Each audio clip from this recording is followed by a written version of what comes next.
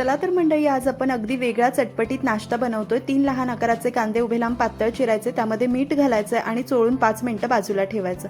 1 वाटी गहू पीठ घेतलंय, चवीनुसार मीठ, ओवा चमचाभर, साजूक तूप घालून छान कणिक मळून 5 मिनिटं मुरण्यासाठी बाजूला ठेवायची।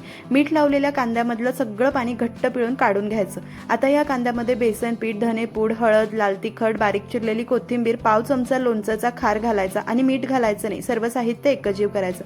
कणिक छान मुरली आहे, फुलक्यापेक्षा थोडासा मोठा गोळा घ्यायचा आणि 2 पातळ चपात्या लाटायच्या। एका चपातीवर तूप लावायचं, कांद्याचं मिश्रण घालायचं, दुसरी चपाती त्यावर ठेवायची। पिझ्झा कटर किंवा सुरीच्या मदतीने 2-2 इंच रुंद अशा पट्ट्या कट करायच्या। एक पट्टीचा रोल करायचा आणि दुसऱ्या पट्टीवर ठेवायचा। अशा सगळ्या पट्ट्यांचा रोल करून घ्यायचा।